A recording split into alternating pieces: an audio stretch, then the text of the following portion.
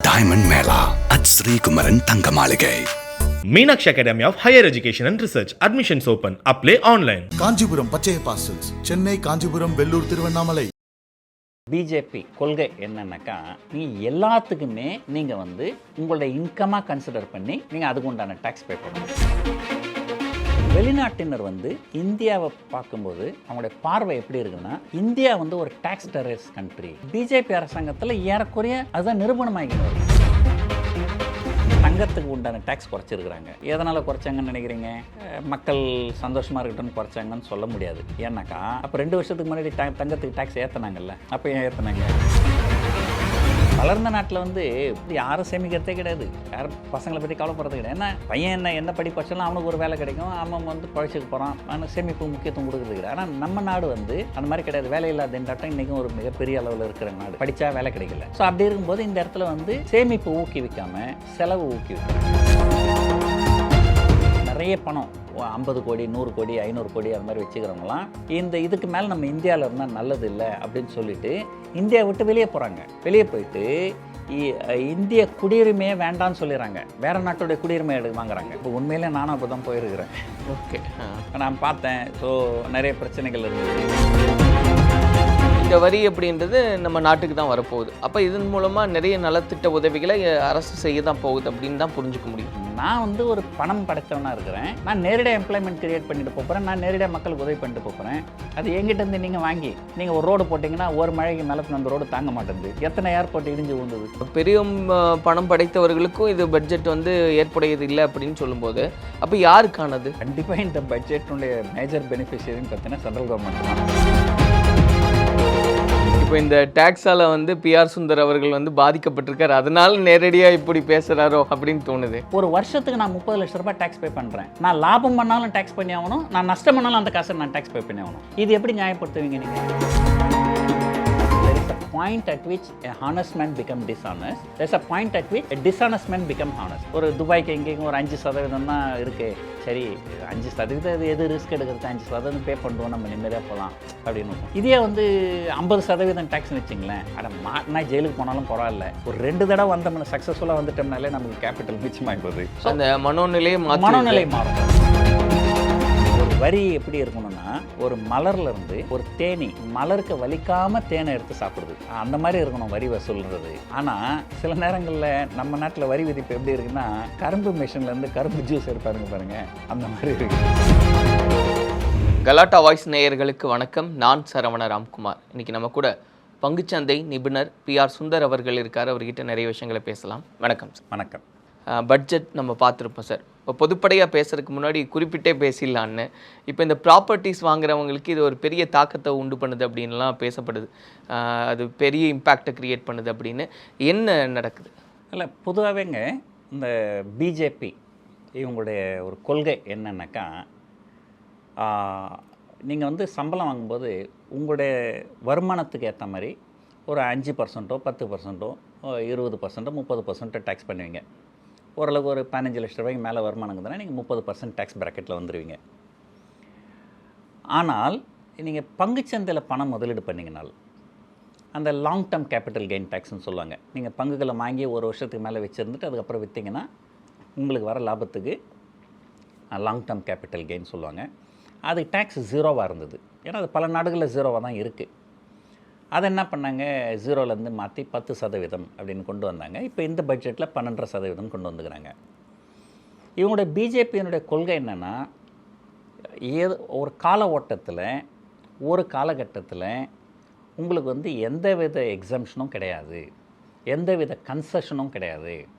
நீங்கள் எல்லாத்துக்குமே நீங்கள் உங்களுடைய இன்கமாக கன்சிடர் பண்ணி நீங்கள் அதுக்கு உண்டான டேக்ஸ் பே பண்ணணும்.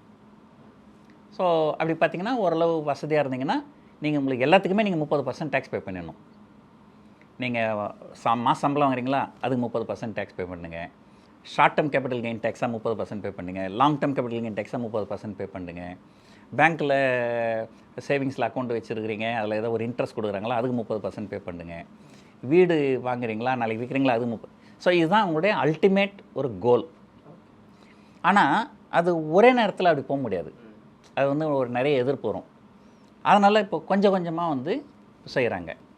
இப்போ ஒரு உதாரணத்துக்கு long term capital gain tax 0ன்னு இருந்தது வந்து 10% ஆக்கினாங்க, இப்போ 12.5% ஆக்கியிருக்கிறாங்க.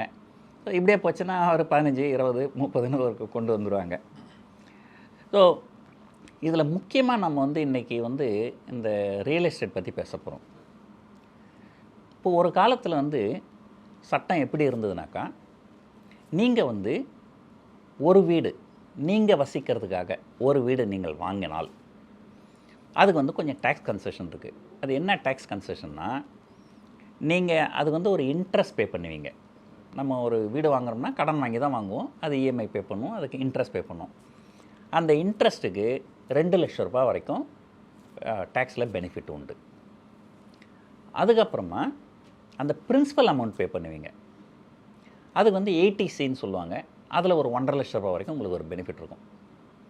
ஸோ இது 2 லட்சம் ப்ளஸ் 1.5 லட்சம், 3.5 லட்ச ரூபா. அதுவே அந்த 1.5 லட்சமே வந்து நிறைய பேருக்கு பிரயோஜனம் கிடையாது. ஏன் பிரயோஜனம் கிடையாதுன்னா, நீங்கள் ஒரு எஸ்டாப்ளிஷ்டு ஆர்கனைஸ்டு செக்டர்னு சொல்லுவாங்க. இந்த ஆர்கனைஸ்டு செக்டரில் வேலை செய்கிறவங்களுக்கு ப்ராவிடென்ட் ஃபண்ட் இருக்கும். அந்த ப்ராவிடென்ட் ஃபண்ட் கண்ட்ரிபியூஷனும் ஐடிசியில் வந்துடும்.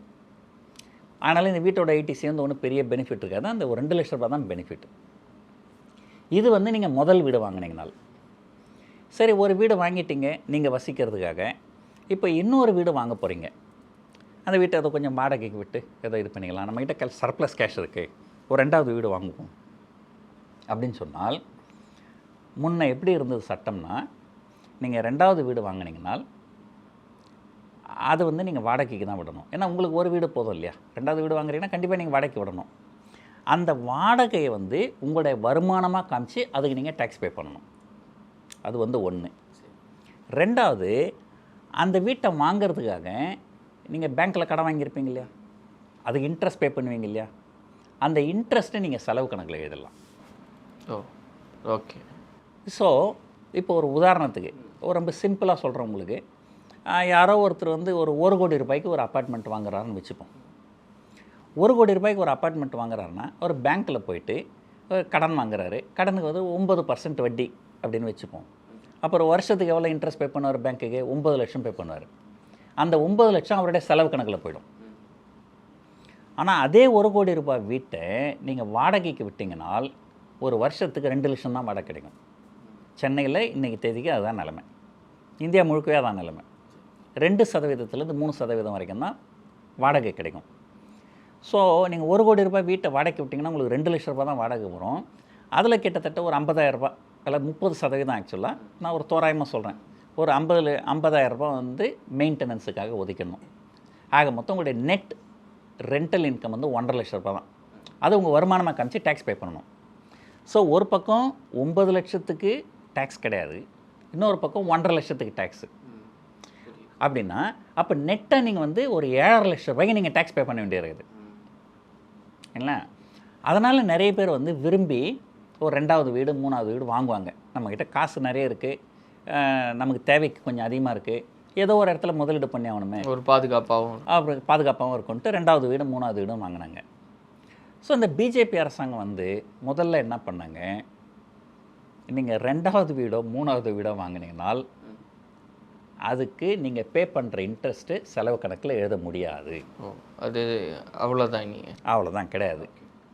ஸோ அப்போ என்னென்னா, நீங்கள் 1 கோடி ரூபாய்க்கு வாங்குறீங்கன்னா நீங்கள் 9 லட்ச ரூபாய் பேங்க்குக்கு இன்ட்ரெஸ்ட் பே பண்ணுவீங்க, அதை இன்ட்ரெஸ்ட்டை செலவு கணக்கில் எழுத முடியாது. ஆனால் வாடகை மட்டும் காமிச்சிடணும். அந்த வாடகையை காமிச்சிட்டு அந்த வாடகைக்கு நீங்கள் டேக்ஸ் பே பண்ணணும். சரிங்களா? ஸோ இது வந்து ஒரு பட்ஜெட்டில் இதை பண்ணாங்க. ஸோ அப்போவே பார்த்திங்கன்னா ஒரு நிறைய பேர் வந்து 2வது வீடு வாங்குறது வந்து தவிர்த்துட்டாங்க. ஸோ கொஞ்ச நாள் கழிச்சு இன்னொரு பட்ஜெட் வந்தது. அந்த பட்ஜெட்டில் என்ன பண்ணாங்க, நீங்கள் வந்து ஒரு சொத்து ஏதோ ஒரு ஊரில் விற்கிறீங்க. ஒரு உதாரணத்துக்கு நீங்கள் ஒரு கிராமத்தில் இருக்கிறீங்க, ஒரு கிராமத்தில் ஒரு 2 வீடு இருக்குது அல்லது கொஞ்சம் நிலம் இருக்குது. அந்த வீட்டை விற்றுட்டு, அந்த நிலத்தை விற்றுட்டு சென்னையில் வந்து நம்ம ஒரு வீடு வாங்கலாம்னு நினைக்கிறீங்க. அங்கே விற்றுட்டு இங்கே வாங்கினீங்கனால் அங்கே நீங்கள் லாபத்துக்கு தான் விற்கிறீங்க, அந்த லாபத்துக்கு நீங்கள் டேக்ஸ் பே பண்ண வேண்டாம். ஏன்னா அங்கே 1 கோடி ரூபாய்க்கு விற்கிறீங்கன்னா அதே 1 கோடி ரூபாய்க்கு இன்னொரு இடத்துல நீங்கள் சொத்து வாங்கிட்டீங்கனால் அதுக்கு நீங்கள் டேக்ஸ் பே பண்ண வேண்டாம் அப்படின்னு இருந்தது. நிறைய பேர் வந்து லைக் 100 கோடி 200 கோடிலாம் கூட சொத்து விற்பாங்க. அதனால் அவங்களுக்கு டேக்ஸ் வந்து நிறைய வரும். அதனால் என்ன பண்ணாங்க, வேறு ஒரு இடத்துல ப்ராப்பர்ட்டி வாங்கிடுவாங்க. ஸோ இன்னொரு பட்ஜெட்டில் என்ன பண்ணாங்க, நீங்கள் எவ்வளோ சொத்தை விற்றாலும் சரி, நீங்கள் புதுசாக வாங்குகிற சொத்து 10 கோடி ரூபாய்க்கு மட்டும்தான் நீங்கள் வந்து டேக்ஸ் இது பண்ணிக்க முடியும்.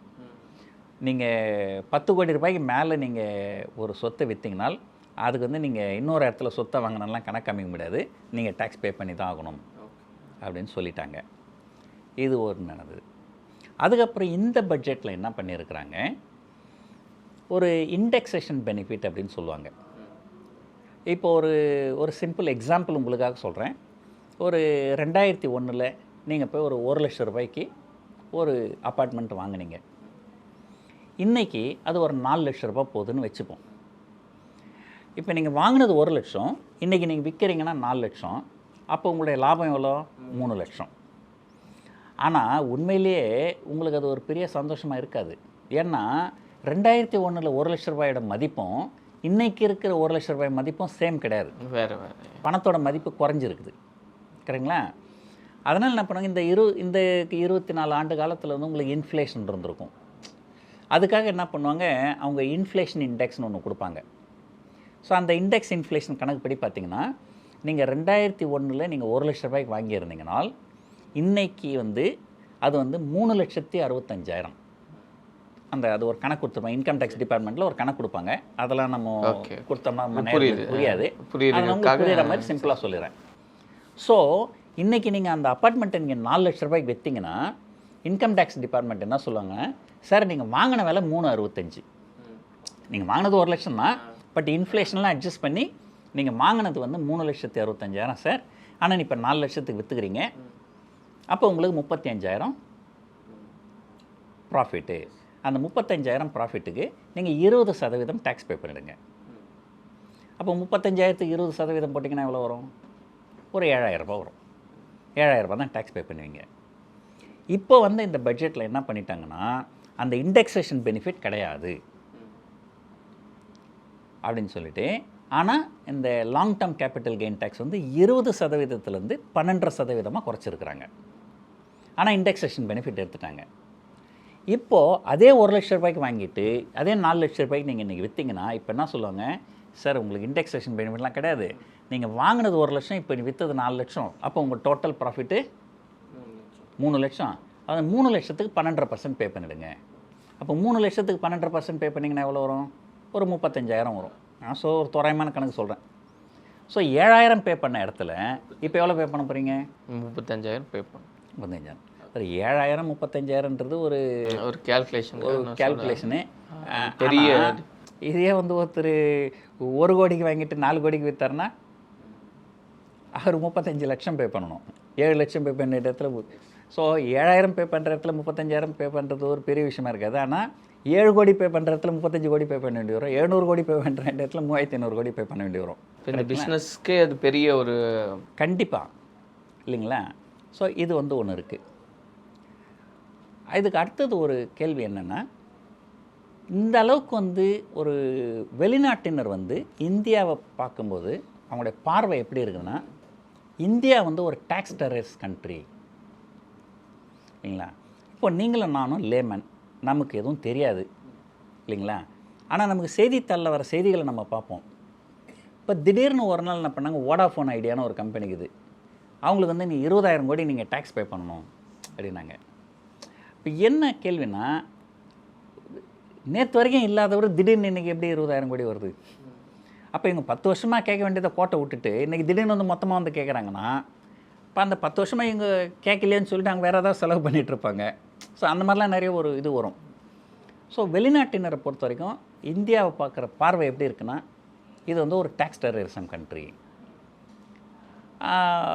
இந்த பிஜேபி அரசாங்கத்தில் ஏறக்குறைய அதுதான் நிரூபணமாகின்னு வருது. ஒரு தொடர்ந்து வந்து எல்லா வகையிலையும் ஏற்கனவே வந்து நீங்கள் இன்னொரு உதாரணம் சொல்கிறேன் பாருங்கள். உங்கள்கிட்ட கொஞ்சம் கேஷ் இருக்குது, அதை சேமிப்பில் போடணும்னு நினைக்கிறீங்க. பொதுவாக என்ன பண்ணுவீங்க, நீங்கள் வந்து பேங்க்கில் ஃபிக்ஸட் டெபாசிட் போடுவீங்க. பேங்க்கில் ஃபிக்ஸட் டெபாசிட் பண்ணிங்கன்னா ஒரு 7% வட்டி கிடைக்கும். ஆனால் அந்த 7% வட்டிக்கு நீங்கள் டேக்ஸ் பே பண்ணணும். இதுக்காக என்ன பண்ணுவாங்க, நிறைய பேர் டெப்ட் மியூச்சுவல் ஃபண்டுன்னு இருக்குது. அதில் போடுவாங்க. அதில் போட்டாலும் உங்களுக்கு ஏறக்குறைய இந்த 7% கிடைக்கும். ஆனால் இந்த டெப்ட் மியூச்சுவல் ஃபண்டில் என்னென்னா உங்களுக்கு இந்த இண்டெக்ஸேஷன் பெனிஃபிட் கொடுப்பாங்க. இப்போ உங்களுக்கு சொன்னேன் இல்லைங்களா, இந்த நீங்கள் ₹1,00,000 முதலீடு பண்ணிங்கன்னா அது 3.65 அந்த மாதிரி அதில் இண்டெக்ஸேஷன் பெனிஃபிட் கொடுப்பாங்க. இண்டெக்ஸேஷன் பெனிஃபிட் கொடுத்துட்டு போக மீதி வர லாபத்துக்கு மட்டும்தான் நீங்கள் வந்து 20% டேக்ஸ் பே பண்ணணும். இப்போ என்ன சொல்கிறாங்க, அதுலேயும் அந்த இண்டெக்ஸேஷன் பெனிஃபிட் எடுத்து விட்டுட்டாங்க. இண்டெக்ஸேஷன் பெனிஃபிட் எடுத்து விட்டது மட்டும் இல்லாமல் அது வந்து லாங் டேர்ம் கேபிட்டல் கெயின் டேக்ஸ்னால் 20%. அங்கே வந்து இண்டெக்ஸேஷன் பெனிஃபிட்டும் எடுத்தாச்சு, லாங் டேர்ம் கேபிட்டல் கெயின் டேக்ஸும் எடுத்தாச்சு. அதை வந்து உங்கள் இன்கமில் ஆட் பண்ணிடுறாங்க. உங்கள் இன்கமில் ஆட் பண்ணால் நீங்கள் கண்டிப்பாக 30% ப்ளஸ் சர்சார்ஜ் எல்லாம் சேர்ந்து கிட்டத்தட்ட 35% பே பண்ண வேண்டி வரும். ஒரு சின்ன உதாரணத்துக்கு சொல்கிறேன் பாருங்கள். ஒரு ₹1,00,000 நீங்கள் போட்டிருக்கிறீங்க. உங்களுக்கு வந்து ₹1,00,000 போட்டிங்கன்னா உங்களுக்கு எவ்வளோ வட்டி வரும்? 7,000 வட்டி வரும். 7,000 வட்டி வரும்போது அந்த வருஷம் இன்ஃப்ளேஷன் வந்து 6% இருக்குன்னு வச்சுங்களேன். அப்போது 6,000க்கு நீங்கள் கட்ட வேணாண்டுவாங்க. அது இந்த இன்ஃப்ளேஷன் இண்டெக்ஸ், இந்த இண்டெக்ஸேஷன் பெனிஃபிட்னால. அப்போது 7,000ல் 6,000க்கு நீங்கள் கட்ட வேணாம்னா மீதி எவ்வளோ இருக்குது? ₹1,000. அந்த ₹1,000க்கு 20% பே பண்ணிங்கன்னா எவ்வளோ வரும்? ₹200 பே பண்ணுவீங்க. இப்போ என்ன பண்ணிட்டாங்க, அந்த இண்டெக்ஸேஷன் பெனிஃபிட்டும் எடுத்துட்டாங்க, இந்த 20% கேபிட்டல் கெயின் டேக்ஸும் எடுத்துட்டாங்க. இந்த 7,000 அப்படியே உங்கள் இன்கமில் ஆட் பண்ணிடுறாங்க. 7,000 அப்படியே உங்கள் இன்கமில் ஆட் பண்ணிட்டாக்கா உங்களுக்கு கிட்டத்தட்ட 30% ப்ளஸ் சர்சார்ஜெலாம் சேர்ந்து 35% டேக்ஸ் வரும். இப்போ 7,000க்கு 35% எவ்வளோ ஆச்சு? 2,200, 2,300 வருது. ₹200 பே பண்ண இடத்துல இப்போ ₹2,000 பே பண்ணுறீங்க. அது கிட்டத்தட்ட 10 மடங்கு இல்லைங்களா? ஸோ இந்த மாதிரி அதே போல் வந்து முன்னே வந்து பார்த்திங்கன்னா நிறைய பேர் என்ன சொல்லுவாங்க, ஒரு இந்தியா பொறுத்த வரைக்கும் பொதுவாக வந்து மற்ற நாடுகளில் வந்து நான் பல வளர்ந்த நாடுகள்லாம் நான் பார்த்துருக்குறேன், நான் இருந்தும் இருக்கிறேன். அங்கெல்லாம் வந்து சேமிப்புக்கு வந்து அதிக முக்கியத்துவம் கொடுக்க மாட்டாங்க. ஏன் சேமிப்புக்கு அதிக முக்கியத்துவம் கொடுக்க மாட்டாங்கன்னா, நமக்கு ஒரு பையன் பிறந்தா கண்டிப்பாக பையனுக்கு வேலை கிடைக்கும், கவர்மெண்ட் பார்த்துப்பாங்க. நம்ம ஊரில் எப்படின்னா, ஐயோ நம்ம பையனுக்கு வேலை கிடைக்குமா கிடைக்காதோ, ஆனால் நம்ம கொஞ்சம் சேமிக்கணும். இந்த சேமிப்புக்கு அதிகமான முக்கியத்துவம் கொடுக்குற நாடு நம்ம நாடு. அதை அரசாங்கமே வந்து பல விதங்களில் ஊக்குவிப்பாங்க. நீங்கள் வந்து பப்ளிக் ப்ராவிடென்ட் ஃபண்டில் போட்டிங்கன்னா நீங்கள் டேக்ஸ் பே பண்ண வேணாம் அப்படின்ட்டு. இப்போ இந்த பிஜேபி அரசாங்கத்தில் என்ன பண்ணிட்டாங்க, ஓல்டு ரெஜிம் நியூ ரெஜிம்னு ஒன்று வச்சு, நீங்கள் நியூ ரெஜிம்னா உங்களுக்கு நிறைய டேக்ஸ் கன்செஷன். இப்போ இந்த வருஷம் என்ன பண்ணியிருக்கிறாங்க, ஸ்டாண்டர்ட் டிடக்ஷன் ஒன்று இருக்குது. அது ஓல்டு ரெஜிம்லேருந்து 50,000 தான், நியூ ரெஜிம்லேருந்து 75,000. இப்படி எல்லாரையும் நியூ ரெஜிமுக்கு இழுக்கிறாங்க. அது என்ன காரணம்னா, அதுதான் உண்மையாகவே அது ஃபேக்ட் தானா சார்? எது இப்போ நீங்கள் சொல்கிறது அந்த கம்பேரிட்டிவ்லி இப்படி இதெல்லாம் காமிச்சு இந்த இடத்துக்கு கூப்பிடுறாங்க, இந்த இடத்துக்கு கூப்பிட்றாங்க. ஆனால் இது என்னென்னா, இது இந்த சேமிப்பு பழக்கம் மக்களுக்கு போயிடும். ஏன்னா இதில் எந்த வித சேமிப்புக்குமே டேக்ஸ் பெனிஃபிட் கிடையாது. புது இதில் பழைய ரெஜிமில் இருந்தது, புது ரெஜிமுக்கு எல்லாரும் இப்போ டிஃபால்ட்டாக நீங்கள் ஓப்பன் பண்ணிங்கன்னா உங்களுக்கு புது ரெஜிம் தான், பழைய ரெஜிம் கிடையாது. ஸோ அப்போ மக்களை சேமிக்கக்கூடாது, செலவு பண்ணணும். செலவு பண்ணுற இடத்துல எல்லா இதுலேயும் வந்து 18% ஜிஎஸ்டி வாங்கிடணும். ஸோ இது வந்து ஒரு வளர்ந்த நாட்டுக்கு இது ஒத்து வரும். வளர்ந்த நாட்டில் வந்து எனக்கு தெரிஞ்ச வளர்ந்த நாடுகளில் வந்து யாரும் சேமிக்கிறதே கிடையாது, யாரும் பசங்களை பற்றி கவலைப்படுறது கிடையாது. ஏன்னா பையன் என்ன படி படித்தாலும் அவனுக்கு ஒரு வேலை கிடைக்கும், அவன் வந்து பழிச்சுக்கு போகிறான், ஆனால் சேமிப்பு முக்கியத்துவம் கொடுக்குறது கிடையாது. ஆனால் நம்ம நாடு வந்து அந்த மாதிரி கிடையாது. வேலையில்லா திண்டாட்டம் இன்றைக்கும் ஒரு மிகப்பெரிய அளவில் இருக்கிற நாடு இல்லைங்களா? படித்தா வேலை கிடைக்கல. ஸோ அப்படி இருக்கும்போது இந்த இடத்துல வந்து சேமிப்பு ஊக்குவிக்காமல் செலவு ஊக்குவிக்கிறாங்க இல்லை? ஸோ இது இருக்குது. இப்போ முக்கியமாக வந்து நம்ம இந்த ரியல் எஸ்டேட்டை பற்றி பேசணுன்னாக்கா ரொம்ப ஒரு இன்ட்ரெஸ்டிங்கான ஒரு விஷயம் சொல்கிறேன் பாருங்கள். ஒரு காலத்தில் அது உங்களுக்கு எப்படி சொல்கிறதுனா, ஒரு குழந்தை வந்து 1 அடி உயரம் இருக்குது, அது கொஞ்ச நாள் கழிச்சு அந்த குழந்தை 6 அடி உயரம் வளர்ந்துடும். ஆனால் இன்னும் கொஞ்ச நாள் கழிச்சு அது 36 அடி உயரம் வளராது. ஏன்னா இது குழந்தை பருவம், இது வந்து மெச்சூரிட்டி அடைஞ்சாச்சு. மெச்சூரிட்டி ஆனதுக்கப்புறம் 6 அடி வந்ததுக்கப்புறம் 6 அடியில் தான் இருப்பாங்க, அது 36 அடிலாம் போக மாட்டாங்க இல்லை? அதே போல் ஒரு 20-25 வருஷத்துக்கு முன்னாடிலாம் பார்த்திங்கன்னா நம்முடைய எக்கானமி வந்து ஒரு குழந்தை மாதிரி இருந்தது, அதனுடைய வளர்ச்சி வந்து அதிகமாக இருந்தது. உங்ககிட்ட வந்து ஒரு உதாரணத்துக்கு சொல்கிறேன், ஒரு 1 கோடி ரூபாய் இருக்குதுன்னு வச்சுங்களேன். சிங்கப்பூரில் போய் ஒரு அப்பார்ட்மெண்ட் வாங்குறீங்கன்னா அது ஒரு 1 கோடி ரூபாய் இருக்கும். அதே 1 கோடி ரூபாய்க்கு நீங்கள் சென்னையில் 10 அப்பார்ட்மெண்ட் வாங்கலாம். ஆனால் இப்போ எப்படின்னாக்கா, சிங்கப்பூரில் 1 கோடி ரூபாய்க்கு ஒரு அப்பார்ட்மெண்ட் வாங்குறீங்கன்னா இங்கே வந்து 10 அப்பார்ட்மெண்ட் வாங்க முடியாது, மேபி ஒரு 1.25 அப்பார்ட்மெண்ட் வாங்கலாம். அந்த ஸ்டேஜ் வந்துச்சு. ஸோ அப்போது இங்கே வந்து இந்தியாவில் வந்து ரியல் எஸ்டேட் ப்ரைஸஸ்லாம் பார்த்தீங்கன்னா ஒரு கம்பேரபிள் டு அதர் கண்ட்ரிஸ்னு வந்தாச்சு. இது வந்து ஒன்று. இப்போ அடுத்த கேள்வி என்னென்னா, நீங்கள் இங்கே ஒரு உதாரணத்துக்கு சொன்னால் நான் துபாயை எடுத்துப்போம். நீங்கள் துபாயில் வீடு விலைகளை நீங்கள் கூகுளில் கூட போய் சர்ச் பண்ணி பாருங்கள். விலைகள் வந்து இப்போ சென்னையில் இருக்கிற அந்த விலையெல்லாம் இருக்குது. சென்னை விட ஒன்றும் பெரிய விலைலாம் அதிகமாக கிடையாது. நீங்கள் அப்பேரண்ட்டாக இப்போ நான் சொன்ன உடனே நீங்கள் போய் கூகுளில் விலை சர்ச் பண்ணி பார்த்தீங்கன்னா சென்னை விட அங்கே கொஞ்சம் கூட இருக்கிற மாதிரி தெரியும். ஆனால் அதில் சில நுணுக்கமான விஷயங்களை நீங்கள் பார்க்கணும். ஒரு உதாரணத்துக்கு நான் சென்னையில் ஒரு வீடு வச்சுருக்கிறேன். அந்த பில்டர் என்கிட்ட என்ன சொன்னாங்க, சார் இந்த வீடு 8500 சதுரடி, 8500 சதுரடிக்கு நீங்கள் காசு கொடுக்கணும், ஒரு சதுரடிக்கு உள்ள காசு 8500 சதுரடி உள்ள காசுன்னு வாங்கினாங்க. அதுக்கப்புறம் நான் போய் மெஷரிங் டேப்லாம் வச்சு வீட்டுக்குள்ளே அளந்தா 5000 சதுரடி கூட இல்லை. ஏன்னா நம்ம ஊரில் வந்து நீங்கள் ஒரு வீடு வாங்குறீங்கன்னா அந்த வராண்டா, அந்த லிஃப்ட்டு, அந்த காமன் ஏரியாவெல்லாம் உங்கள்கிட்ட கலெக்ட் பண்ணுவாங்க காசு.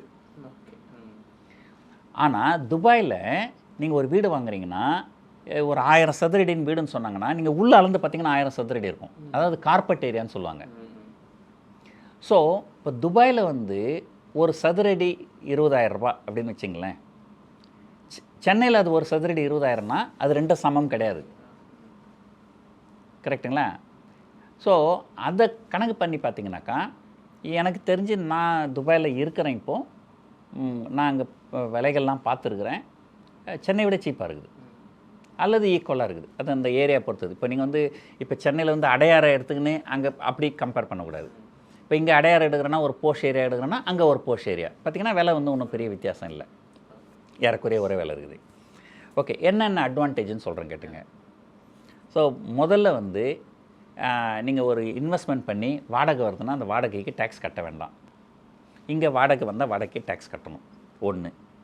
ரெண்டாவது, வீடு வாங்கும்போது நீங்கள் கடன் வாங்கினீங்கன்னா இங்கே வந்து 8.5% 9% வட்டி வாங்குறாங்க, அங்கே 4% 4.5% வட்டி வாங்குறாங்க. இதுதான் வட்டி.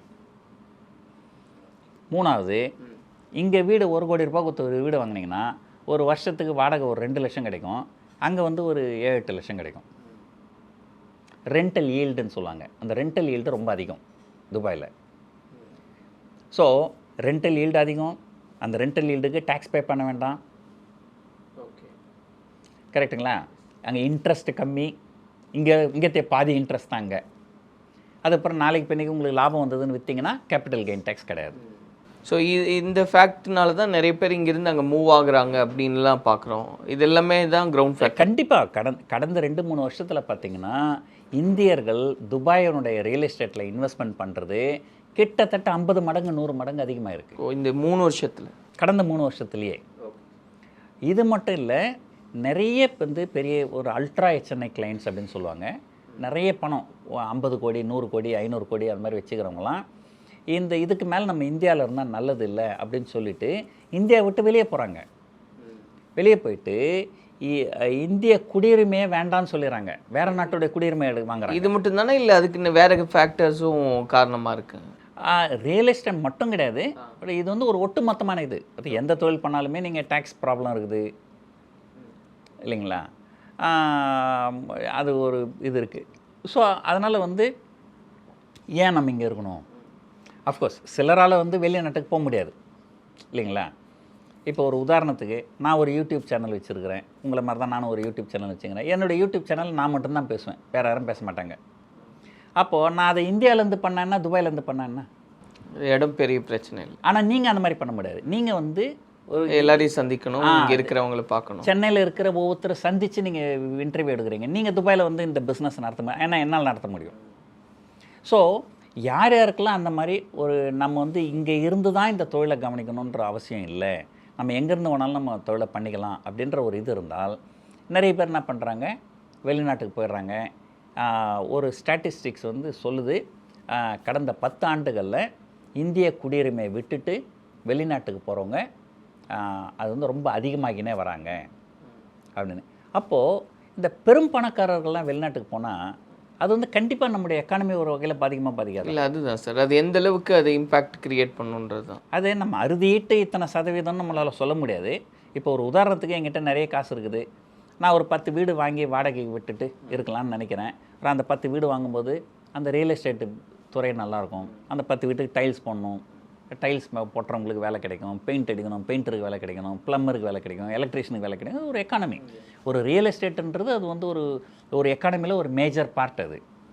இப்போ எதுக்கு இவ்வளோ பிரச்சனை? நான் போய் துபாயில் போய் 10 அப்பார்ட்மெண்ட் வாங்கிட்டு வாடகை விட்டு நிம்மதியாக இருக்கிறேன்னு போயிட்டேன்னு வச்சுங்களேன், அப்போது என்னால் இந்த எக்கானமிக்கு கிடைக்கிற கான்ட்ரிபியூஷன் கிடைக்காம போயிடுது இல்லைங்களா? ஸோ இந்த மாதிரி நம்ம நாட்டுக்காக கான்ட்ரிபியூட் பண்ணுறவங்க ஒவ்வொருத்தரையும் நீ வேண்டாம் அப்படின்னு ஃபோர்ஸ் பண்ணி வெளியே அனுப்பிட்டாக்கா, இப்போ 80 கோடிக்கு மாதம் 5 கிலோ கோதுமை கொடுக்குறோன்னு சொல்கிறவங்க, நாங்கள் 140 கோடிக்கு நாங்கள் 5 கிலோ கோதுமை கொடுக்குறோன்னு சொல்லிட்டு இருக்க வேண்டிய ஒரு சூழ்நிலை தான் வரும். ஏன்னா ஒரு எல்லாருக்கும் வேலைவாய்ப்பு அரசாங்கத்தால் உருவாக்க முடியாது, தனியார்கள் தான் உருவாக்கணும். அந்த தனியார்கள் வந்து குறிப்பாக பணக்காரர்கள் வந்து வேலைவாய்ப்பை உருவாக்கணும், அதுக்கு ஏதாவது பண்ணணும். அதை விட்டுட்டு இவங்க இருக்கிறவங்களாம் வந்து இந்த மாதிரி எதுக்கு பார்த்தாலும் அதிகமான டேக்ஸ்னா அவங்கள எல்லாம் நம்ம எதுக்கு வம்புன்ட்டு எல்லோரும் வெளிநாட்டுக்கு போயிட்டாங்கன்னு வச்சுங்களேன். இப்போ உண்மையிலே நானும் அப்போ தான் போயிருக்கிறேன். ஓகே, நான் பார்த்தேன். ஸோ நிறைய பிரச்சனைகள் இருந்தது. நம்ம எதுக்காக வந்து இங்கே உட்காந்துட்டு எனக்கு வந்து வெளிநாட்டு இன்கம் இருக்குது. ஒரு உதாரணத்துக்கு சொல்கிறேன், இப்போ நீங்கள் வந்து ஒரு யூடியூப் சேனல் நடத்துகிறீங்க, உங்களுக்கு ஏது வருமானம்? யார் கொடுக்குறது உங்களுக்கு வருமானம்? ஸோ இது பேஸ் பண்ணி தான் யூடியூப் சேனலில். இல்லை யூடியூப் சேனல் ரைட்டு, உங்களுக்கு காசு எப்படி வருது? யார் உங்களுக்கு காசு கொடுக்குறாங்க? பதில் சொல்லுங்கள். பார்வையாளர்கள் சொல்லுங்கள். பார்வையாளர்கள் எங்கே உங்களுக்கு காசு கொடுக்குறாங்க? உங்கள் சேனல் ஃப்ரீ சேனல் தானே, சப்ஸ்கிரிப்ஷன் சேனல் கிடையாதுல்ல. உங்கள் சேனலுக்கு காசு எங்கேருந்து வருதுனாக்கா, பார்வையாளர்கள் நிறைய பேர் உங்கள் வீடியோ பார்க்குறாங்க, அதில் அந்த யூடியூப்பில் ஆட் வருது, அதனால் உங்களுக்கு காசு கொடுக்குறது யூடியூப் கொடுக்குறாங்க. அப்போ யூடியூப் யார்? அமெரிக்கன் கம்பெனி தானே. அப்போ அது உங்கள் வெளிநாட்டு வருமானம் தானே. ஓ, ஸோ அப்படி புரிஞ்சுக்கலாம், வெளிநாட்டு கம்பெனி தர. ஆமாம்மா. இப்போ நீங்கள் வந்து ஒரு யூடியூப் சேனல் நடத்துகிறீங்க, உங்களுக்கு வருமானம் ஏதுன்னு சொன்னால் நீங்கள் சில வந்து உங்கள் சேனலில் விளம்பரம் பண்ணுவாங்க, அவங்க காசு கொடுப்பாங்க, அது வேறு விஷயம். ஆனால் மெஜாரிட்டி ஆஃப் இன்கம் வந்து உங்களுக்கு வர்றது வந்து யூடியூப் வந்து ஒரு அமெரிக்கன் கம்பெனி. ஸோ இது வந்து உங்களுக்கு வெளிநாட்டு வருமானம்.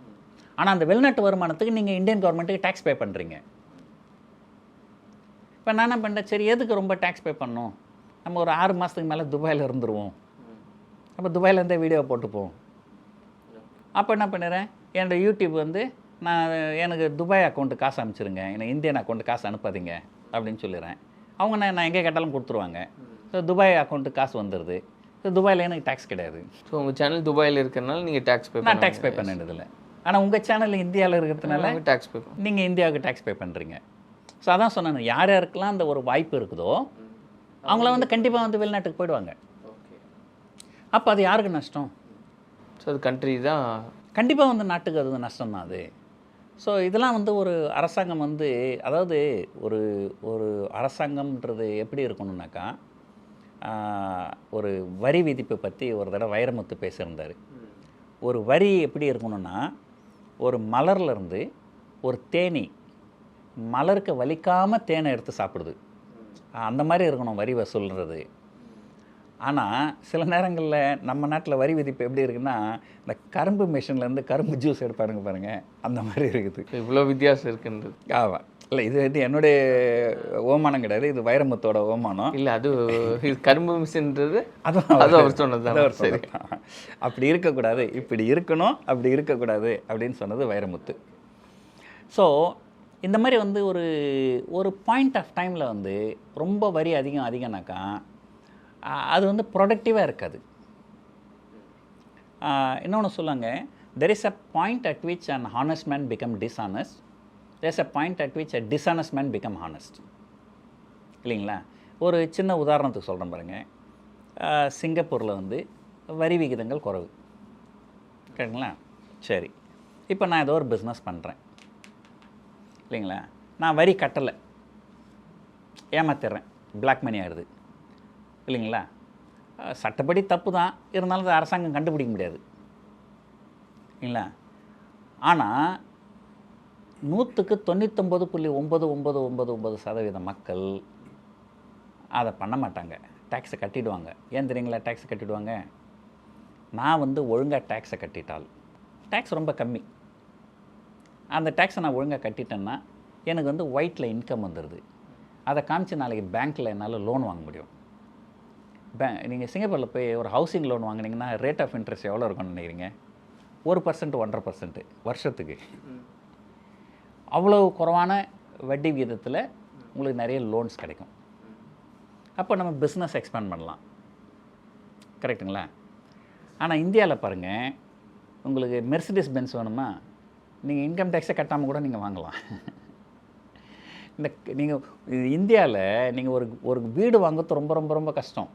உங்களுக்கு 3 வருஷம் ஐடிஆர் கேட்பாங்க. 3 வருஷம் ஐடிஆர் இல்லாமல் உங்களுக்கு எந்த பேங்க் லோன் கொடுக்க மாட்டாங்க. அதே நீங்கள் ஒரு காருக்கு லோன் பாருங்கள் இல்லைங்களா, எந்த வித இன்கம் டேக்ஸ் டாக்குமெண்ட்டுமே இல்லாமல் கூட கார் லோன் கொடுக்குறாங்க. ஸோ இதெல்லாம் வந்து ஒரு சிஸ்டத்தில் இருக்கிற ஓட்டைகள். அப்போ நேர்மையாக டேக்ஸ் பே பண்ணுறவனுக்கு என்ன பெனிஃபிட் இருக்குது இல்லைங்களா? ஸோ அந்த மாதிரி வந்து ஒரு வரி விகிதங்கள் வந்து குறைவாக இருக்கணும். இந்த வரி விகிதங்கள் வந்து ஒரு அளவுக்கு மேலே போகும்போது மக்கள் அன்ஹாப்பியாக இருந்தாங்கன்னா, குறிப்பாக வந்து பணம் அதிகமாக இருக்கிறவங்க, அவங்களுக்கு துபாய் மாதிரியான ஆல்டர்னேட்டிவ்ஸ் வந்து இப்போது நிறைய இருக்குது. சார், இந்த பட்ஜெட் பற்றி பேசும்போது பெரும் பணம் படைத்தவர்களுக்கு இந்த மாதிரியான ட்ராபேக் அப்படின்னு சொல்லும்போது கூட, இந்த வரி அப்படின்றது நம்ம நாட்டுக்கு தான் வரப்போகுது. அப்போ இதன் மூலமாக நிறைய நலத்திட்ட உதவிகளை அரசு செய்ய தான் போகுது அப்படின்னு தான் புரிஞ்சுக்க முடியும். அப்போ இதனால என்ன நடக்க இருக்குது அப்படின்றது பார்க்கலாம். அதாவதுங்க, நீங்கள் வந்து ஒரு ஹோலிஸ்டிக்காக பார்க்கணும் இல்லைங்களா? இப்போது நான் வந்து ஒரு பெரும் பணக்காரன்னு வச்சுப்போம். என்னை வந்து அதிகமாக தொல்லை பண்ணாமல் இருந்தால் அந்த பணம் இங்கே தான் இருக்க போகுது. அந்த பணம் இங்கே இருக்கும்போது நான் பல வேலைவாய்ப்புகளை நான் உருவாக்க போகிறேன். என்கிட்ட அதிகமான டேக்ஸ் வாங்குறதுனால இல்லைங்களா, என்கிட்ட அதிகமான டேக்ஸ் வாங்கினீங்கன்னா நீங்கள் சொல்கிற லாஜிக் ரைட்டு. என்கிட்ட அதிகமான டேக்ஸ் வாங்கி அதை நல்ல திட்டங்கள் பண்ண போகிறீங்க. நான் தான் அதிகமாக டேக்ஸ் பே பண்ண, நான் தான் துபாய்க்கு போயிடுவேனே. அப்போ உங்களுக்கு அந்த நீங்கள் நினைக்கிற அந்த பணம் வராது இல்லையா? ஸோ இங்கே இருந்தால் ஏன் மூலமாக டைரெக்டாக மக்களுக்கு கிடைச்சிட போகுது இல்லைங்களா? என்னை வெளியே அனுப்புறதுனால உங்களுக்கு கிடைக்க போகிறது கிடையாது. இல்லை அப்படி எல்லாரையிலையும் வெளிநாட்டுக்கு போக முடியாது. அப்படி ஏதோ 1-2 பேர் இருக்கிறாங்கன்னு வச்சுக்கலாம், அவங்கக்கிட்டேருந்து இவங்க வாங்கி அது நேர்மையாக போகுதுன்னு உங்களால் சொல்ல முடியுமா? ஒரு எந்த இடத்துல வந்து இப்போ நான் வந்து ஒரு சமீபத்தில் வந்து ஒரு கரோனா வைரஸ் பீரியடில் ஒரு டொனேஷன் கொடுக்கணும்னு நினச்சேன். அப்போ நான் வந்து ஒரு பிரைம் மினிஸ்டர் ரிலீஃப் ஃபண்டுக்கு ஒரு 50 லட்சம் கொடுத்தேன். அப்போ வந்து தமிழ்நாட்டில் வந்து எடப்பாடி ஆட்சியில் இருந்தார், ஏடிஎம்கே பீரியட். அப்போ நான் அவருக்கு ஒரு 25 லட்சம் கொடுத்தேன். அதுக்கப்புறம் டிஎம்கே ஆட்சி வந்தது, ஸ்டாலின் வந்தார். அப்போ செகண்ட் வேவ் ஆஃப் கொரோனா வந்தது. அப்போ நான் ஒரு 50 லட்சம் கொடுத்தேன். நான் கிட்டத்தட்ட ஒரு 1.25 லட்ச ரூபாய் நான் டொனேஷன் கொடுத்துருக்குறேன். அந்த 1.25 கோடி, அந்த 1.25 கோடியை நான் வந்து கவர்மெண்ட்டுக்கு தான் கொடுத்துருக்குறேன். இது இல்லாமல் ஒரு 15-20 லட்சம் வந்து நான் தனியாக நேரடியாக பண்ணியிருக்கிறேன். ஆனால் இதை பண்ணும்போது எங்கள் வீட்டில் எனக்கும் என்னுடைய மனைவிக்கும் என்னுடைய மகனுக்கும் பெரிய பிரச்சனை.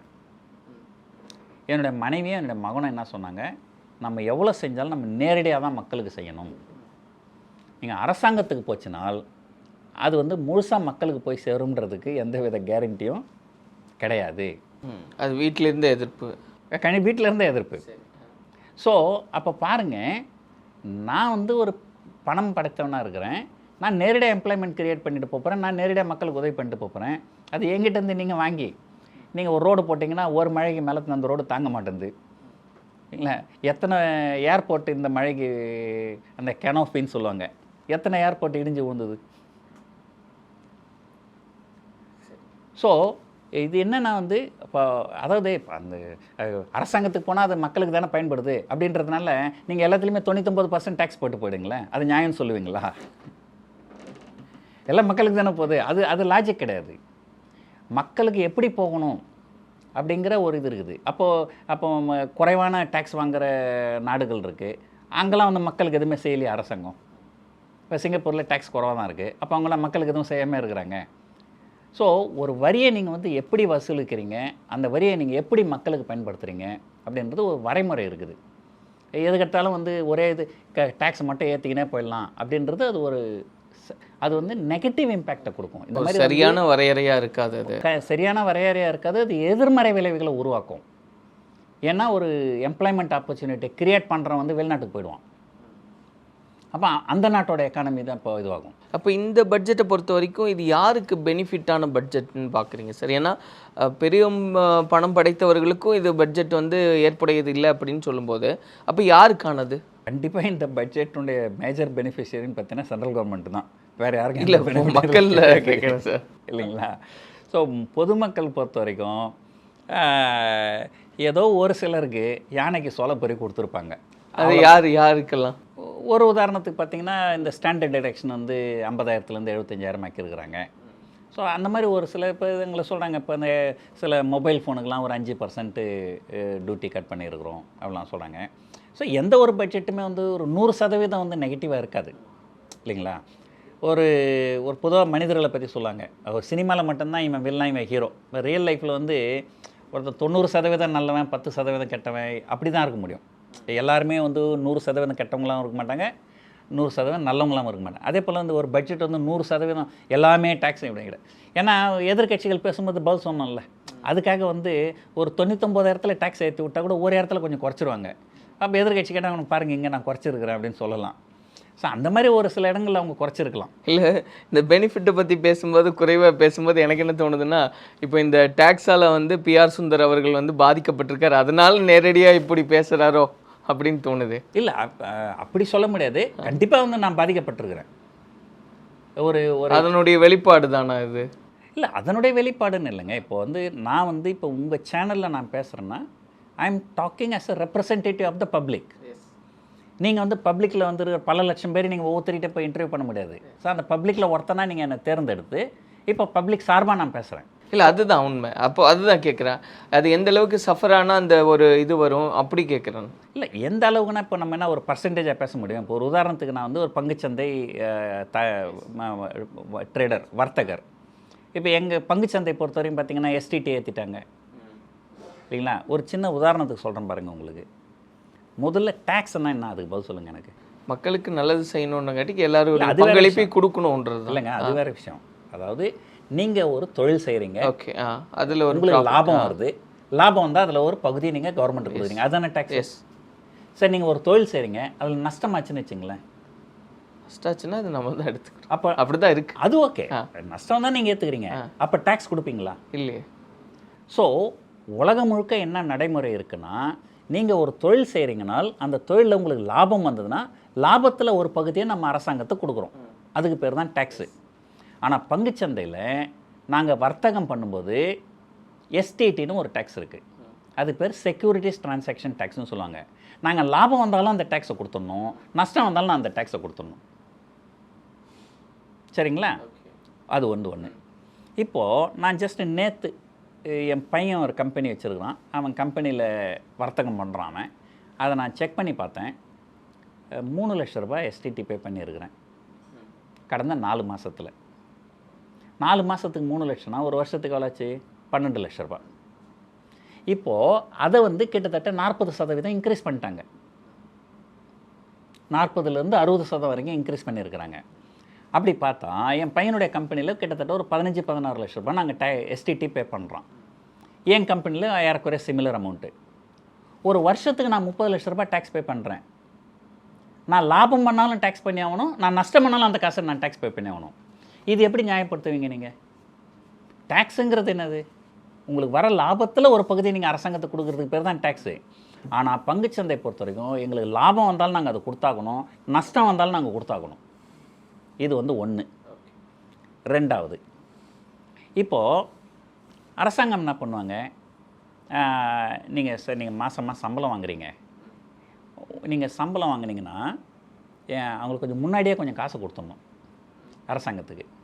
ஆனால் முன்னாடி டிடிஎஸ்னு சொல்லுவாங்க, டேக்ஸ் டிடக்ஷன் அட் சோர்ஸ்ன்ட்டு. உங்களுக்கு ஒரு 1 லட்ச ரூபா சம்பளம் கொடுக்குறாங்கன்னு வச்சுங்களேன், 90,000 தான் உங்ககிட்ட கொடுப்பாங்க ஆஃபீஸில், மீதி 10,000 உங்கள் சார்பாக வந்து அரசாங்கத்தை கட்டிடுவாங்க. சரிங்களா? நீங்கள் கடைசியாக வந்து உங்கள் வருமானம் வரவு செலவெல்லாம் கணக்கு பண்ணிவிட்டு அப்போ பேர் பண்ணுவாங்க, ஏங்க நான் அந்த டிடிஎஸ் வந்து நான் 50,000 பே பண்ணிட்டேன், இப்போ நான் மொத்தம் பே பண்ண வேண்டியது ஒரு 1 லட்சம் வருது, நான் ஏற்கனவே 50,000 டிடிஎஸ் பே பண்ணிட்டேன், அதனால் நான் மீதி 50,000 பே பண்ணுறேன்னு சொல்லுவீங்க. கரெக்டாக? கரெக்ட். ஏன்னா அந்த 50,000 உங்கள் சார்பாக ஏற்கனவே. ஆனால் எங்கள் பங்குச்சந்தையில் இப்போ நான் சொன்னேன் இல்லைங்களா, வருஷத்துக்கு 30 லட்ச ரூபாய் நான் எஸ்டிடி பே பண்ணுறேன்னு, செக்யூரிட்டி டிரான்சாக்ஷன் டேக்ஸுன்னு நான் 30 லட்ச ரூபாய் பே பண்ணிடுறேன்ல, ஒரு வருஷம் கழிச்சு எனக்கு ஒரு 1 கோடி ரூபாய் ப்ராஃபிட் வருதுன்னு வச்சுங்களேன். அந்த 1 கோடி ரூபாய் ப்ராஃபிட்டுக்கு நான் ஒரு உதாரணத்துக்கு சொல்கிறேன், ஒரு 30 லட்சம் டேக்ஸ் பே பண்ணிட்டு இருக்குன்னு வச்சுங்களேன். நான் தான் ஆல்ரெடி 30 லட்சம் பே பண்ணிட்டேன்ல, ஆனால் பே பண்ண மாட்டேன்னு சொல்ல முடியாது. அது போனது தான். ஓகே. அந்த 30 லட்சம் டேக்ஸ் பே பண்ணது தான் அது தனி. எஸ். அதை இதில் சேர்க்கக்கூடாது. ம். இப்போ நான் புதுசாக இந்த 1 கோடி ரூபாய் எனக்கு ப்ராஃபிட் இருந்ததுன்னா நான் அதுக்கு தனியாக இன்னொரு 30 லட்சம் டேக்ஸ் பே பண்ணணும். அப்போ 60 லட்சம் ஏறக்குறைய. இப்போ நான் சொல்கிறது ஒரு உதாரணம். இது நான் 1 கோடி ரூபாய் ப்ராஃபிட் பண்ணுறேன்றதை வச்சு நீங்கள் பேசுகிறீங்க. ஓகே. நான் 1 கோடி ரூபாய் ப்ராஃபிட் பண்ணால் நான் 60 லட்சம் டேக்ஸ் பே பண்ணுறேன். நான் 0 ப்ராஃபிட் பண்ணாலும் அந்த 30 லட்சத்தை நான் பே பண்ணி ஆகணும். நான் 30 லட்ச ரூபாய் பே பண்ணிவிட்டு அதுக்கப்புறம் எனக்கு எவ்வளோ ப்ராஃபிட் வருதோ அதுக்கு நான் 30% டேக்ஸ் பே பண்ணணும். அப்போது பிஆர் சுந்தர் அவர்களுடைய இந்த ஆதங்கம் அப்படின்றது அந்த செக்டாரில் இருக்கிற எல்லாருடைய ஆதங்கம் தான். இல்லை, அதாவது நான் இது என்னுடைய ஆதங்கம்னு சொல்கிறத விட இல்லைங்களா, ஏதோ ஒரு கடவுளுடைய கிருபையினால் நான் ஓரளவுக்கு ப்ராஃபிட் பண்ணிட்டு இருக்கிறேன். அதனால் இந்த டேக்ஸ் பே பண்ணுறது எனக்கு ஒரு பெரிய பெயின் பாயிண்ட்டாக இருக்காது. இல்லை, உங்களை மாதிரி ஒரு மனநிலையில் நிறைய பேர் இருக்கிறதுக்கு வாய்ப்பு இருக்கு இல்லையா சார்? அதுக்காக. ஆனால் நஷ்டம் பண்ணுறவங்க அதுதான் கேட்குறேன். கரெக்டுங்களா? ஸோ அந்த மாதிரி இது ஒரு இப்போ என்ன கேட்டிங்கன்னா இந்த டேக்ஸேஷன் சிஸ்டத்தையே ஒரு கம்ப்ளீட்டாக ரீவேம்ப் பண்ணி இது பண்ணணும். பட் அதெல்லாம் நடக்கிறதுக்கு வாய்ப்புகள் கிடையாது. நீங்கள் சொல்கிற மாதிரி நம்முடைய ஆதங்கத்தை ஒரு வீடியோவாக வெளியிட்டுக்கலாம், அவ்வளோதான். இப்போ உங்களோட பார்வையில் டேக்ஸ் கம்மியாக வைக்கிறது தான் சரியான ஒரு அணுகுமுறையாக இருக்கும். கண்டிப்பாக. அதுதான் ஒரே உதாரணம் சொல்லிட்டேன்ல, ஒரு தேன்லேருந்து ஒரு மலர்லேருந்து தேன் எடுக்கிற மாதிரி இருக்கணும் ஒரு டேக்ஸ் அப்படிங்கிறது. அப்படி இல்லைன்னா அது எதிர்மறை விளைவுகளை கண்டிப்பாக. இப்போ ஒரு உதாரணத்துக்கு சொல்கிறேன் பாருங்கள், தங்கத்துக்கு உண்டான டேக்ஸ் குறைச்சிருக்கிறாங்க. எதனால் குறைச்சாங்கன்னு நினைக்கிறீங்க? மக்கள் சந்தோஷமாக இருக்கட்டும்னு குறைச்சாங்கன்னு சொல்ல முடியாது. ஏன்னாக்கா அப்போ 2 வருஷத்துக்கு முன்னாடி தங்கத்துக்கு டேக்ஸ் ஏற்றினாங்கல்ல, அப்போ ஏன் ஏற்றினாங்க? சரி, இல்லைங்களா? அதில் இன்னொன்று பாருங்கள், ஒரு லாங்குவேஜ் இருக்குது. அந்த லாங்குவேஜை எப்படி யூஸ் பண்ணுறது அப்படின்னு ஒரு அருமையான விஷயம். நாங்கள் பாருங்கள், ஸ்டாண்டர்ட் டிடக்ஷன் 50,000லேருந்து 75,000 ரூபாய் வரைக்கும் நாங்கள் மாற்றிருக்கிறோம். இதனால் 4 கோடி மக்கள் பயன்பெறுவார்கள் அப்படின்னு சொல்லுவாங்க. அதே நாங்கள் கேபிட்டல் கெயின் டேக்ஸ் 15லேருந்து 20% ஏற்றிருக்கிறோம். இதில் எத்தனை கோடி பேர் பாதிக்கப்படுவாங்கன்றத சொல்ல மாட்டாங்க. அந்த ரேஷியோ வராது. ஸோ நீங்கள் இவங்க நல்லது செய்யும்போது மட்டும் எத்தனை பேர் பயனடைஞ்சாங்கன்னு சொல்லுவாங்க, கெட்டது செய்யும்போது எத்தனை பேர் பாதிக்கப்பட்டாங்கன்றத சொல்ல மாட்டாங்க, சரிங்களா? அதே போல் இவங்க ஏதோ ஒரு விலையை குறைக்கிறாங்கன்னு வச்சுப்போமே, ஒரு பெட்ரோல் விலை ஒரு 5 ரூபாய் குறைக்கிறாங்கன்னு வச்சுங்களேன். நாங்கள் பாருங்கள், பெட்ரோல் விலை 5 ரூபாய் குறைக்கப்பட்டது அப்படின்னு சொல்லுவாங்க. அதே ஒரு 5 ரூபாய் ஏற்றுறாங்கன்னு வச்சுங்களேன், பெட்ரோல் விலை 5 ரூபாய் ஏற்றப்பட்டதுன்னு சொல்ல மாட்டாங்க, பெட்ரோல் விலை 5 ரூபாய் திருத்தி அமைக்கப்பட்டதுன்னுவாங்க. இப்போ திருத்தம் அப்படின்றது ஆயிடுச்சு. ஸோ இப்போ திருத்தம் கூட இல்லை. இப்போ ஃபைனான்ஸ் மினிஸ்டரோட புது வார்த்தை என்னென்னா சிம்பிளிஃபிகேஷன் அப்படின்ட்டாங்க. ஸோ டேக்ஸ் சிம்பிளிஃபிகேஷன் தான். ஓகே, டேக்ஸ் எல்லாம் ஏற்றி விட்டுட்டு டேக்ஸை சிம்பிளிஃபை பண்ணுறாங்கன்னாங்க. அதனால் நான் ஒரு ஜோக் போட்டிருந்தேன் என்னோடய ட்விட்டர் ஹேண்டில். என் ஒய்ஃப் வருஷம் பட்டு புடவை எடுக்கிறதுக்கு 10,000 ரூபாய் கேட்பாங்க, இந்த வருஷம் 20,000 ரூபாய் கேட்குறாங்க. என்னங்க கேட்டால் நான் சிம்பிளிஃபை பண்ணுறேன்றாங்க அப்படின்னு சொல்லிட்டு. ஸோ இது ஒன்று இருக்குது. இப்போது இந்த தங்கத்துக்கு ஒரு 4% டேக்ஸ் குறைச்சிருக்கிறாங்க. அதான் சார், தங்கம் நம்ம பேசும்போது ஏற்கனவே டேக்ஸ் அதிகமாக இருந்தது, இப்போ கம்மியாக இருக்குங்கும்போது அப்போ அதிகம் பண்ண சமயத்தில் மக்களுடைய வாங்குத்திறன் அதிகமாக இருந்தது. இப்போது கம்மியாக இருக்குது, வாங்குகிற சக்தி கம்மியாக இருக்குன்றனால டேக்ஸ் ரெடியூஸ் பண்ணியிருக்காங்க. இப்படி புரிஞ்சுக்கலாமா? அதெல்லாம் உண்மை இல்லைங்க. எந்த காலத்துலையுமே தங்கம் ஒரு ஏழை மக்களுக்கு வாங்கக்கூடிய நிலைமையில் இல்லை. அதுதான் உண்மை. இதை கஷ்டப்பட்டு தான், ஏன்னா வேறு வழி கிடையாது. நம்ம பொம்பளை பிள்ளை வச்சுருக்குறோம், கல்யாணம் பண்ணி கொடுக்கணும், ஏன்னா ஒரு ஃபோர்ஸில் அத்தியாவசிய தேவைக்காக கஷ்டப்பட்டு நஷ்டப்பட்டு தான் வாங்குறாங்களே தவிர யாரும் இது நமக்கு நல்ல அஃபோர்டபிலிட்டி இருக்குது அப்படின்லாம் போய் யாரும் வாங்குறது கிடையாது. இது உண்மை என்னென்னா நான் சமீபத்தில் துபாயில் போய் செக் பண்ணேன். இந்தியாவில் இருக்கிற தங்கம் விலைக்கும் துபாயில் இருக்கிற தங்கம் விலைக்கும் 18% டிஃப்ரென்ஸ் வருது. அவ்வளோ வித்தியாசம் வருது? ஆமாம். ஏன்னா இங்கே இம்போர்ட் டியூட்டி 10%, செஸ்ன்னு ஒரு 5%, அதான் ஜிஎஸ்டின்னு ஒரு 3% அப்படின்னு நினைக்கிறேன், அவ்வளோ கரெக்டாக தெரியாது. இந்த 18% இங்கே எக்ஸ்ட்ரா வாங்குறாங்க. துபாயில் கோல்டு 100 ரூபானா இங்கே 118 ரூபா. இல்லைங்களா? இவ்வளவு டேக்ஸ் இருக்கும்போது நிறைய பேர் என்ன பண்ணுறாங்க, இங்கே வாங்குறத விட எங்கே சீப்பாக இருக்கோ அங்கே வாங்கும். அங்கே வாங்கலாம், அதை எப்படி இங்கே கொண்டு வருவீங்க? அதுதான் கள்ளக்கடத்தல். கள்ளக்கடத்தல் அதிகமாகிடுச்சு. ஸோ நீங்கள் சமீபத்தில் பார்த்தீங்கன்னா கடந்த ஒரு வருஷத்துலாம் பார்த்தீங்கன்னா அடிக்கடி வந்து கோயம்புத்தூர் ஏர்போர்ட்டில் 2 கிலோ தங்கம் பிடிச்சாங்க, இங்கே 4 கிலோ ரிப்பீட்டடாக வந்துட்டுருக்கு. என்ன காரணம்னா வட்டி அதிகமாக இருக்கும்போது, அது இந்த விலை வித்தியாசம் ரொம்ப அதிகமாக இருக்கும்போது கள்ளக்கடத்தல் அதிகரிக்கும். அப்போ கள்ளக்கடத்தல் அதிகரிக்கும் போது அரசாங்கத்துடைய வருமானம் குறையும். நான் வர எல்லா தங்கமும் கள்ளக்கடத்தல் வந்ததுன்னா இவங்களுக்கு எங்கே நீங்கள் பிடிக்கிறீங்க? ஏதோ 100ல் ஒருத்தனை தான் பிடிப்பீங்க, நீங்கள் 199 பேரெல்லாம் பிடிக்க முடியாது. அப்போது அதனால் என்ன பண்ணாங்க, அதான் நான் உங்ககிட்ட சொன்னேன் இல்லையா, there is a point at which a honest man become dishonest, there is a point at which a dishonest man become honest. ஒரு உதாரணம் சொல்கிறேன். ஒரு வரி கம்மியாக இருக்குது, ஒரு துபாய்க்கு எங்கேயும் ஒரு 5% தான் இருக்குது, சரி 5% அது எது ரிஸ்க் எடுக்கிறது, 5% பே பண்ணுவோம், நம்ம நிம்மதியாக போகலாம் அப்படின்னு இருக்கும் இல்லைங்களா? இப்போது இதே வந்து 50% டேக்ஸ்னு வச்சுங்களேன், மாட்டினா ஜெயிலுக்கு போனாலும் பரவாயில்ல, ஒரு 2 தடவை வந்தோம்னா சக்ஸஸ்ஃபுல்லாக வந்துட்டோம்னாலே நமக்கு கேபிட்டல் மிச்சமாகி போகுது அப்படின்னா அந்த இது அந்த மனோநிலை மாறும். புரியுதுங்களா? ஸோ அதுக்கு தான் சொல்கிறது வந்து ஒரு தகுந்த ஒரு சரியான வரி விகிதங்கள் இருந்தால் அது டிஸ்ஆனஸ்ட்டாக இருக்கிறவனையும் ஆனஸ்ட்டாக மாற்றோம். எதுக்கு வம்பு இல்லைங்களா? ஒரு நாமினல் டேக்ஸ் கேட்குறாங்க, டேக்ஸை கொடுத்துட்டோம்னா நம்ம நிம்மதியாக இருக்கலாம், எதுக்கு இன்கம் டேக்ஸ் ரைடு ஈடி ரைடுன்னு இருக்கணும் அப்படின்வாங்க. அது டேக்ஸ் ரொம்ப அதிகமாக இருக்கும்போது என்ன பண்ணுறது, வந்தாலும் பார்த்துக்கலாம், வந்தேன்னா போய் கோர்ட்டில் போய் லாயரை வச்சு வாதாட போகிறோம், லாயர் கொடுக்குற ஃபீஸு கம்மியான இவங்க கேட்கறது ரொம்ப அதிகம். அந்த மாதிரி அதாவது நேர்மையாக இருக்கிறவனையும் நேர்மையற்றவனாக ஒரு அரசாங்கம் மாற்றும். ஆனால் நேர்மையற்றவனையும் நேர்மையானவனாக மாற்றுறதும் ஒரு அரசாங்கத்தால் முடியும். ஸோ அதுதான் இந்த இடத்துல பாயிண்ட்டு. ஸோ அதனால் வந்து இது இல்லாமல் எல்லாமே வந்து இப்போது நீங்கள் சொன்ன மாதிரி இது என்னுடைய ஆதங்கம் தான். இது வந்து என்னுடைய ஆதங்கம் கிடையாது. கண்டிப்பாக நான் ஏற்கனவே உங்கள்கிட்ட சொன்ன மாதிரி கடவுளுடைய அருளால் என்னால் வந்து இந்த டேக்ஸ்லாம் பே பண்ணிட்டோம், என்னால் ஓரளவு சந்தோஷமாக என்னுடைய வாழ்க்கையை நடத்துகிற அளவுக்கு எனக்கு வழிகள் இருக்குது. ஆனால் நிறைய பேருக்கு வந்து அப்படி கிடையாது, சூழ்நிலை இல்லை.